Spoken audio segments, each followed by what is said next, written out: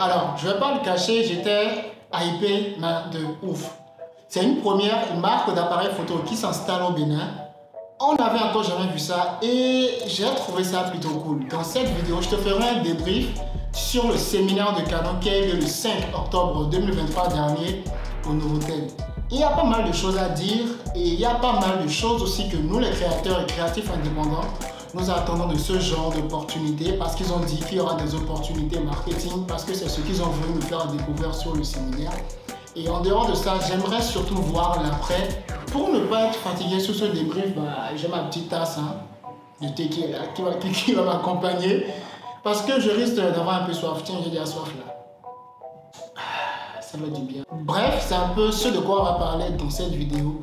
Allez, c'est juste ce que je pense. C'est pas que tout ce que je vais dire ici doit être pris comme une vérité universelle ou que ce sera exactement ça qui va se faire. C'est pas le cas. Donc, apprendre avec des pincettes et que chacun se fasse son avis.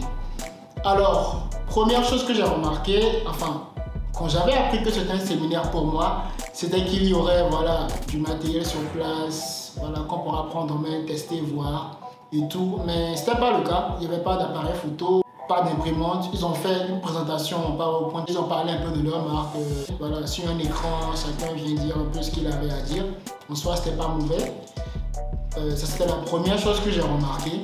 Ça aurait été bien qu'on puisse quand même avoir quelques trucs, quelques matériels là pour qu'on puisse voir et tout. Parce que pour quelqu'un comme moi qui suit quand même Canon depuis longtemps et étant un fervent canoniste, j'aurais bien kiffé.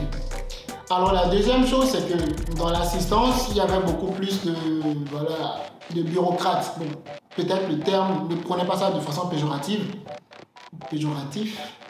En tout cas, ne prenez pas ça, Il y a beaucoup plus de bureaucrates que de créatifs. Après, c'est vrai qu'il y a le secteur très industriel, très pro, que Canon a mis en place, c'est-à-dire les imprimantes et tout ça, qui serait bien pour les entreprises et ceux qui font dans l'électroménager et tout ça, électronique, assez cool. Et de l'autre côté aussi, les créateurs et créatifs indépendants, que ce soit les chaînes de télé, les influenceurs, les créateurs de contenu. Bon, c'était assez scindé.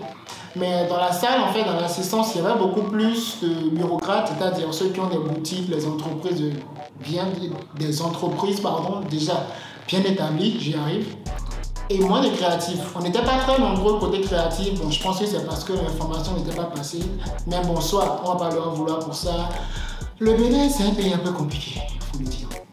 Ils ont dit qu'ils veulent être au contact de la population, au contact de leurs clients. Moi, j'attends de voir comment ils vont s'y prendre. Est-ce qu'ils vont prendre des créateurs de contenu? Est-ce qu'ils vont prendre des ambassadeurs? C'est quelque chose que j'aimerais bien voir.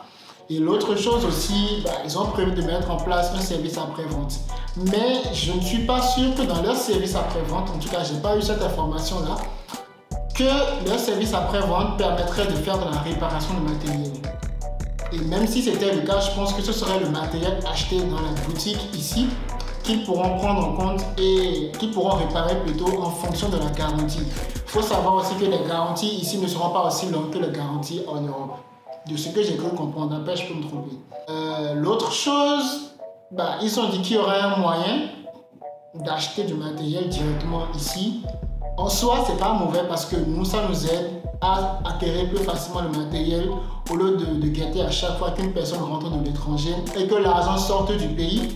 Là maintenant, l'argent restera dans le pays. Après, il faut que les gens du système aussi nous aident aussi parce qu'avec les taxes et autres, je prends un exemple, si l'appareil photo coûte 2000 € en France, ce qui fait 1,3 million, et qu'ici on va nous le vendre à 1,7 million, nous sommes d'accord que on va tranquillement acheter le matériel sur Amazon France. Et là, l'argent sort du pays et ne reste pas dans le pays. Je pense pas que pour l'économie ce soit bien. Bon, bref, c'est pas le sujet de la vidéo. Donc il y aura un moyen d'acheter du matériel ici en payant en plusieurs fois. Et même si ton matériel est défectueux, qu'on puisse te mettre un autre matériel à la place pour que tu puisses continuer à travailler. Ça, c'est quelque chose de très cool. Parce que ici, un matériel qui se gâte, c'est un peu très vite arrivé parce que parfois on prête du matériel, on le loue et il ne revient pas toujours en vie. D'ailleurs, ça m'est arrivé. Donc ça pourrait être quelque chose de vraiment cool. L'autre chose qu'ils ont prévu mettre en place aussi sont les formations. Des formations de quoi? Je pense que ça va être dans l'utilisation de leur matériel. Comment est-ce que ça va se passer? Pendant combien de temps? Honnêtement, je n'ai aucune idée. D'ailleurs, si tu as une idée, si tu sais un peu comment est-ce que ça pourrait se passer, n'hésite pas à me le dire en commentaire. On pourra échanger dessus et spéculer un peu. Donc, il y aura un volet formation. Bref, nous sommes à la fin de cette vidéo. Si tu as aimé alors, n'hésite pas à t'abonner, à activer la cloche de notification pour ne rater aucune de mes prochaines vidéos. C'était un plaisir de t'avoir eu sur cette vidéo. On se dit à très bientôt. Ciao la pépite!